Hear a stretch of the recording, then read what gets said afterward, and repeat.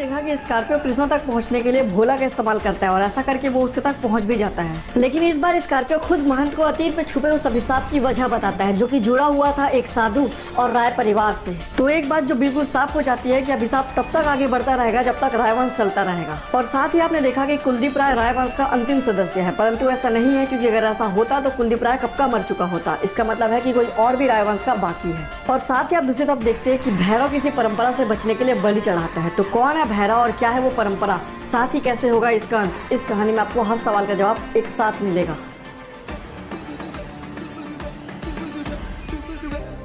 ये कैसा चक्र है महंत? सवाल के जवाब में एक और सवाल है हमारे पास। कहानी के जितने करीब जा रहे हैं उतना ही दूर भी। कृपया करके व्याकुल न होइए कोबरा, क्योंकि अब हर सवाल का जवाब है हमारे पास। पूछिए, क्या जानना चाहते हैं आप? महंत, यदि स्कॉर्पियो अभिशाप के लिए बाध्य है तो क्यों वो कुलदीप राय कुमार के अभिशाप का अंत नहीं करता, और क्या चाहिए उसे? नहीं कोबरा, क्योंकि स्कॉर्पियो ने कहानी का केवल वो भाग सुनाया है जो साधु जानते थे, परंतु इस कहानी का एक और भाग भी है जो हम जानते हैं। परंतु यह कैसे संभव है महंत? बिना किसी जानकारी के आप किसी अतीत की कहानी का एक भाग कैसे जान सकते हैं? जान सकते हैं कोबरा, क्योंकि हम स्वयं इस कहानी के एक भाग हैं। बेशक बेखबर हैं, पर हमारे अतीत में भी आग है। हैरान हो? तो चलो आपकी हैरानी दूर करता हूँ। इस कहानी का एक और भाग आपके सामने रखता हूँ। जैसा कि मैंने पहले कहा था, 2 पुनर्जन्म एक कहानी, एक सुनादी, एक बाकी है सुनानी, और ये इस कहानी का आखिरी भाग है। मैंने इसे बेस्ट बनाने की पूरी कोशिश की है। तो अगर आपको स्टोरी अच्छा लगता है तो एक कमेंट प्लीज कर देना। इस बात का क्या अर्थ है महंत कि इस कहानी का एक भाग आप है? हमने तुमसे पहले ही कहा था कोबरा कि इस कहानी में पूर्ण जन्म है, और शायद हम तुमसे इसलिए ही मिल पाए क्योंकि एक पुनर्जन्म हमारा है। महंत, तो फिर बताइए महंत, क्या है इस कहानी का दूसरा भाग? अवश्य कोबरा, क्योंकि इस कहानी का दूसरा भाग जानना आपके लिए जरूरी भी है। महंत, हमें आपसे एक जरूरी विषय में बात करना है। हाँ तो कहो, इतना व्याकुल क्यों हो? दरअसल महंत, ये मंत्री जी के विषय में है। मैं डर गया था महंत। परंतु क्यों? हमें बताओ, क्या बात है बालक? महंत, दरअसल मंत्री जी अच्छे आदमी नहीं है। उन्होंने। सेनापति, ध्यान दीजिए कि हम यहाँ इस विषय में किसी को पता नहीं चलना चाहिए। जी मंत्री जी, हम पूरा ध्यान रखेंगे। आप लोग यही इंतजार कीजिए, हम आते हैं। चामुंडाय विक्षे नमः। साधु, हमारी मदद कीजिए, राज्य को तुम्हारी आवश्यकता है। सर्वप्रथम आप हमें ये बताइए कि आप हैं कौन? हम इस राज्य के मंत्री हैं, हमें राजा ने यहाँ भेजा है। आप हमारी मदद कीजिए राजकुमारी को नियंत्रित करने में। राजकुमारी? परंतु क्या हुआ है उन्हें? इस विषय में आप जितना कम जाने उतना ही बेहतर होगा साधु। हम केवल इतना चाहेंगे कि आप उनके मन को नियंत्रित कीजिए, और हम चाहेंगे कि वो अधिकतर वक्त सोते ही रहें। साधु मंत्री की बात टाल दे। इतना साधु में साहस नहीं था, परंतु मंत्री झूठे थे, क्योंकि राजकुमारी को किसी नियंत्रण की आवश्यकता ही नहीं था। हम ये आपके कहने पे कर रहे हैं मंत्री। ध्यान रखिएगा, राजकुमारी के स्वभाव में बदलाव आएगा। जो पुराने थे उनके लिए प्यार में गिराव आएगा। हम समझते हैं, आप केवल काम पूर्ण कीजिए। ठीक है। ओम ह्रीं क्रीं चामुंडाय विक्षे नमः। ओम ह्रीं क्रीं चामुंडाय विक्षे नमः। और इस प्रकार साधु ने ना चाहते हुए भी यज्ञ पूर्ण किया, जिसका अर्थ था राजकुमारी पे मंत्री का नियंत्रण। परंतु महंत, मंत्री तो एक अच्छा आदमी था, फिर ये सब क्यों? जिस प्रकार किसी सिक्के के 2 पहलू होते हैं कोबरा, उसी प्रकार मंत्री का एक रूप ये भी था। वो राजकुमारी के लिए पूर्ण रूप से पागल हो चुका था। परंतु महंत, वो तो राजकुमारी से उम्र में बहुत बड़ा था। हाँ कोबरा, परंतु पागलपन उम्र नहीं देखता। वो राजकुमारी को पाने के लिए किसी भी हद तक जा सकता था, किसी दूसरे की मौत और अपनी मौत भी। लीजिए मंत्री जी, कार्य पूर्ण हुआ। अब राजकुमारी के मन को आप नियंत्रित कर सकेंगे। बहुत बढ़िया साधु, आपने राज्य की बहुत बड़ी सहायता की है, धन्यवाद। कार्य पूर्ण होते ही साधु समझ गया कि मंत्री के मन में खोट है, इसलिए साधु भी वहां से तुरंत चला गया। सेनापति, हम चाहेंगे कि आप तुरंत उस साधु को मृत्यु दे, क्योंकि उससे हमारे राज्य की सुरक्षा को खतरा है। यदि ऐसा है तो ठीक है मंत्री जी, आप महल की ओर प्रस्थान करें, हम उस साधु को मृत्यु देकर आते हैं। और इस प्रकार मंत्री के कहने पर साधु की मृत्यु तय हो गई। सेनापति उसे मारना चाहता था, परंतु साधु वहाँ से जा चुका था। ये क्या? यहाँ तो साधु नहीं है, लगता है वो जा चुका है। पूरे सैनिक गुट में घोषणा कर दो, साधु जहाँ भी दिखे उसे मृत्यु दंड दिया जाए। मंत्री के आदेश अनुसार सेना की एक टुकड़ी साधु की तलाश में लग गई। साधु बहुत दिनों तक छुपा रहा, लेकिन उस दिन अपनी तपस्या को पूर्ण करने के लिए साधु को तट पर आना पड़ा। राजकुमारी, जी कहिए भैरव। हम चाहेंगे कि आज आप स्नान के लिए तट पर जाएं। हम आपकी सुंदरता को निहारना चाहते हैं। जैसा आप कहें भैरव, आज हम स्नान के लिए तट पर ही जाएंगे। राजकुमारी पूर्ण रूप से मंत्री के नियंत्रण में थी। हमने खुद देखा, मंत्री ने जैसा कहा राजकुमारी ने वैसा ही किया और वो तट पर स्नान करने गई। यही वो दिन था जब साधु अपनी तपस्या पूर्ण करने के लिए तट पर आया हुआ था। इत्तेफाक से दोनों आमने सामने आ गए। सैनिकों ने मंत्री के आदेश अनुसार साधु को मार दिया। हाँ, परंतु सैनिकों ने कहा कि अभिशाप को रोकने के लिए उन्होंने ऐसा किया। नहीं बहन, ये सत्य नहीं है। उस दिन तट पर साधु ने कोई अभिशाप नहीं दिया था। क्या मतलब? उस दिन मृत्यु के पहले मंत्री ने साधु को दिन भर तड़पाया, इसलिए मृत्यु के पहले क्रोधित होकर साधु ने अभिशाप दिया। यदि यही सत्य है तो हमें राजा राज से बात करनी होगी। मेरे साथ आओ। महंत अपने कर्तव्यों के प्रति सदा तत्पर थे। वो जानते थे कि राज्य के प्रति उनके क्या कर्तव्य हैं। कर्तव्य अर्थात क्या महंत? स्वयं की बलिदानी? हाँ कोबरा, आप तो भली बात ही जानते हैं। एक महंत की जिम्मेदारी उसका कर्तव्य है, जिसमें मौत के बारे में नहीं सोचा जाता। क्या बात है महंत, आपका अचानक यहाँ कैसे आना हुआ? सब कुशल मंगल तो है ना? काश हम कह पाते कि हाँ महाराज, परंतु ऐसा नहीं है। हमसे बहुत बड़ी गलती हुई है। गलती? कैसी गलती महंत? लोगों को पहचानने में महाराज, मंत्री भविष्य में आपके वंश की सुरक्षा के लिए नहीं, राजकुमारी के लिए गया है। हाँ महाराज, ये सब हमने खुद देखा और सुना है।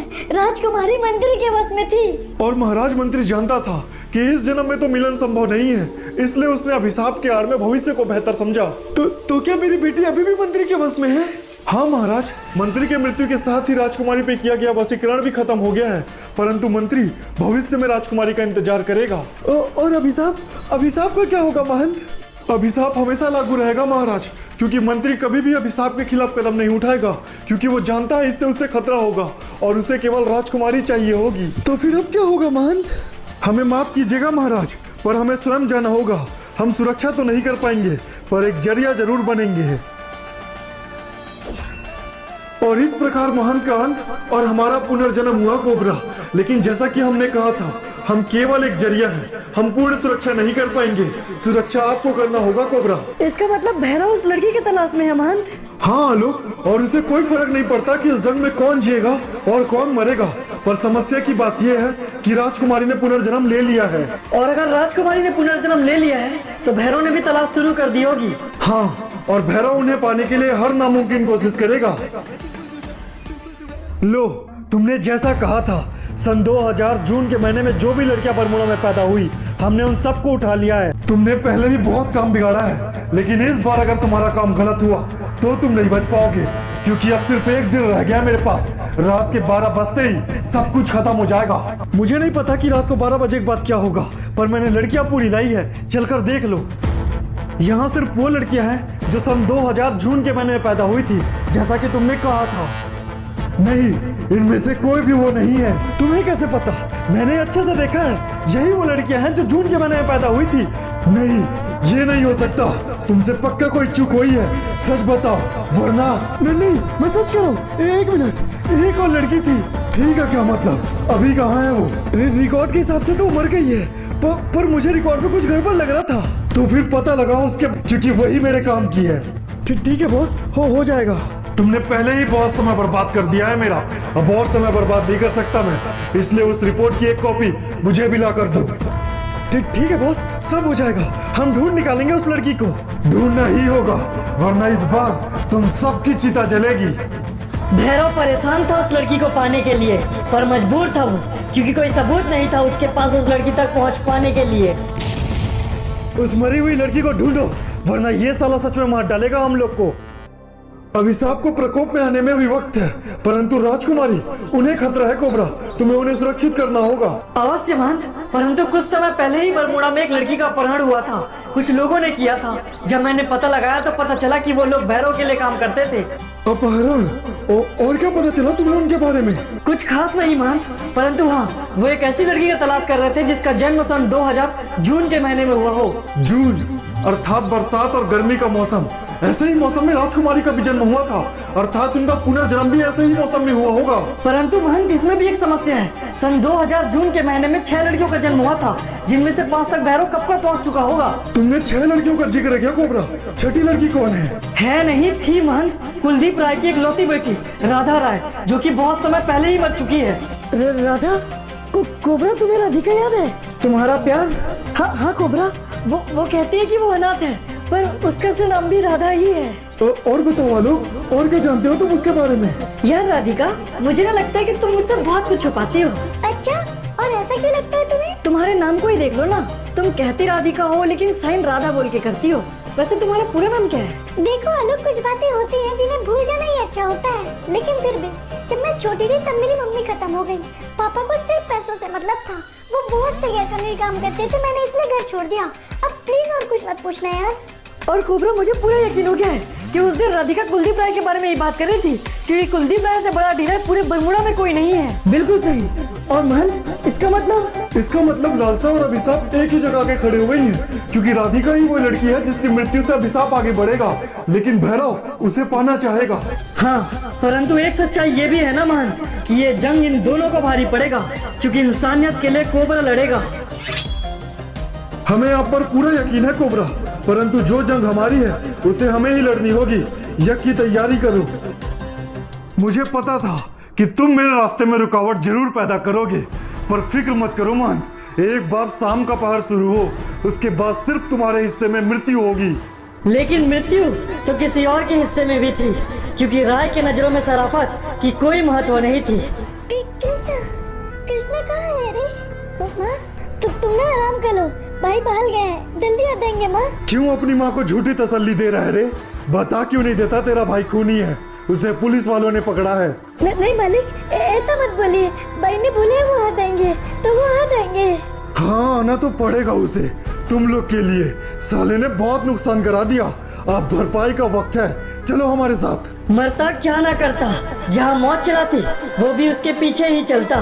कृष्णा तक पहुँचने के लिए राय ने उसकी माँ और भाई को उठा लिया। तू यही इंतजार कर, अगर वो कुत्ता का पिल्ला आए तो उसे हवेली के पीछे भेजना। राय ने बिछा दिया अपना जाल, पर अभी कुछ और भी बाकी है। अब यहाँ से तुम्हारा काम है आलोक, जाओ ले जाओ राधिका को यहाँ से कहीं दूर। ठीक है कोबरा। राधिका? आलोक तुम? हाँ राधिका, लेकिन इस वक्त मेरे पास वक्त कम है, हमें बात करनी होगी। हाँ कहो आलोक, क्या बात है? राधिका, तुम्हारी जान को खतरा है, कुछ लोग तुम्हारा पीछा कर रहे हैं, तुम्हें मेरे साथ चलना होगा। अगर कुछ बुरा ना हो तो भी मैं तुम्हारे साथ चलती आलोक। थैंक यू राधिका, अब चलो। बॉस, यहाँ कोई और भी आ गया है, मुझे लगता है यही वो लड़की है, उस लड़के के साथ जा रही है, हैंगर वाला रास्ता। बॉस पता नहीं जीत या हार, पर मौत तैयार। आलोक लड़ेगा इस बार, क्योंकि राधिका है उसका प्यार।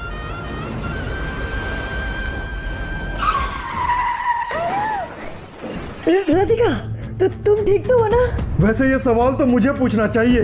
नंदिनी, आप ठीक तो है ना? कौन हो तुम? तुमने ये जानबूझकर किया? हाँ, आपको पाने के लिए और भी बहुत कुछ किया, पर आप आज भी बहुत नादान है नंदिनी। नंदिनी? कौन नंदिनी? मेरा नाम राधिका है। ये तो इस झूठी दुनिया ने नाम रख दिया, हमसे पूछिए, आप सिर्फ हमारी हैं, हमारी नंदिनी। तुम कोई पागल हो क्या? मैं तुम्हें नहीं जानती, ये कौन है आलोक? ये क्या बताएगा नंदिनी, पहचान मेरी मैं खुद बताऊंगा, तुम्हें पाने के लिए अनगिनत लाशें बिछाऊंगा। देख भैरव का आत्मविश्वास, आलोक कमजोर पड़ गया, और यही तो भैरव की कहानी है, जो उससे टकराया समझो मर गया।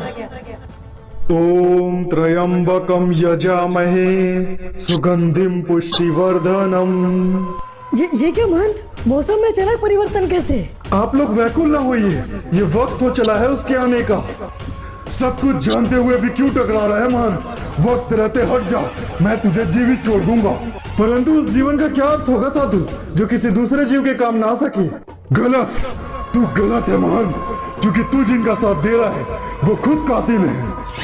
नहीं साधु, ये सत्य नहीं है, तुम सत्य नहीं जानते। किस सत्य की बात कर रहे हो महंत? वो जिसने एक तपस्वी की मजाक उड़ाई, या एक वो जिसने इस तपस्वी को मार दिया? हाँ साधु, परंतु तुम जानते हो कि वो लड़की वश में थी, और राय परिवार ने तुम्हें नहीं मारा, तुम्हें मरवाया उस मंत्री ने। महंत चुप कर जाओ, तुम्हारा ये क्रोध बताता है साधु कि तुम सच जानते हो, परंतु उससे भाग रहे हो तो सिर्फ अपने प्रतिशोध के लिए। चुप कर महंत। नहीं साधु, तुम ये क्या कर रहे हो? तुम जानते हो तुम उस नर्क की ओर जा रहे हो जहाँ से तुम्हें कोई नहीं बचा सकता। वक्त रहते रुक जाओ साधु, हम सब ठीक कर देंगे। महंत की बात सुनकर साधु को ये आभास हुआ कि वो किसी और की गलती की सजा किसी और को दे रहा है, और जो असली गुनहगार था वो एक बार फिर से गुनाह करने के लिए तैयार था। वो स्कॉर्पियो तुम्हें मारने के लिए आ रहा है, परंतु वो एक अभिशाप है, मरे हुए को नहीं मारेगा। कि क्या मतलब है तुम्हारा? किसी वंश के अभिशाप को नहीं काटा जा सकता, लेकिन अगर कोई आदमी अभिशाप के मारने से पहले मर जाए तो अभिशाप उस आदमी से टूट जाता है। ये क्या राधिका, ये तुमने क्या कर दिया? राजकुमारी से अभिशाप का अंत। अब ना आएगा अभिशाप राजकुमारी के लिए और ना कोई आएगा हम दोनों के बीच। नहीं, कोबरा कहाँ हो तुम? आलोक आवाज दे तो कोबरा आने को मजबूर होता है, पर ये तब संभव होता है जब कोबरा खुद मुसीबतों से दूर होता है। आलोक, ये क्या? ये कौन सी जगह है? जगह नहीं, ये तुम्हारे अंत की तैयारी है, क्योंकि कोबरा अब तुम्हारे मरने की बारी है। अंत मेरा मैं खुद निर्धारित करूंगा। माफ करना स्कॉर्पियो, पर जब मैं खुद चाहूंगा तब मैं मरूंगा। खुद को श्रेष्ठ समझना ये तुम्हारी गलत फहमी है कोबरा, क्योंकि मैं तुमसे बहुत बेहतर हूँ। तो क्या सच में तुम अपनी इन शक्तियों से मुझे डराना चाहते हो? तो मैं कहूंगा तुम गलत हो अगर मुझे हराना चाहते हो। ये क्या? देखो कोबरा, मुझे यूं ही नहीं कहते, दुश्मन मुझसे यूं ही डर के नहीं रहते। ये कैसे संभव है? तुमने ये कैसे किया? मेरी ताकत तुम्हारे अंदाजे से बाहर है स्कॉर्पियो। ये क्या हो रहा है? क्या तुम मुझे नियंत्रित कर रहे हो? ऐसा कर रहे हो तो रुक जाओ। ये मैंने किया स्कॉर्पियो, परंतु माफ करना, अब रुकने की आवश्यकता तो हमें है। साधु, यदि आप रुक रहे हैं तो अभिशाप का अंत कीजिए। नहीं कोबरा, क्योंकि इस वक्त स्कॉर्पियो की आवश्यकता कहीं और है और आपकी कहीं और। जंग ठीक से पूरी करते हैं। यदि ऐसा है तो ठीक है, आइए लड़ते हैं। एक जंग एक संग, दो हथियार दोनों तैयार। होगा इस जंग का अंत जब लड़ेंगे दोनों एक संग। कोबरा, यही है वो भैरव। जानता हूँ आलोक, क्योंकि इंसानों और कुत्तों में फर्क होता है और इन जैसे लोगों के लिए ही तो नरक होता है। अपनी जुबान संभाल कोबरा, तू जानता नहीं कौन हूँ मैं। सच कहूँ तो अब जानने की जरूरत ही नहीं है, क्योंकि तुझमें और इंसानों में कोई समानता ही नहीं है। ये क्या रहा है साहब? मेरे माँ और भाई तक जाने की कोई जरूरत नहीं थी, इतना क्यों गिर गए आप? चुप कर कुत्ते के पिल्ले, तेरी वजह से बहुत बुरे दिन देखे हैं मैंने। अब तू, तेरा भाई और तेरी माँ यही मरोगे। तब तो माफ करना है साहब, क्योंकि आप भी किसी अभिशाप के लिए नहीं, अपने गलत कर्मों की वजह से मरोगे। आपका कर्म आपको हमेशा सताता है। अच्छे बर्बाद हो जाते हैं जब कर्मा सामने आता है। ये कहानी प्रतिशोध से शुरू हुई थी, पर प्यार में खत्म होगा। कृष्णा के पास उसका परिवार और आलोक के पास उसका प्यार होगा। देखो, कर्म गलत करोगे तो फल भी गलत पाओगे। अब आपकी बारी, इसलिए मैं करूँगा कमेंट रीड, क्योंकि स्टोरी कैसी लगी ये तो आप कमेंट में ही बताओगे।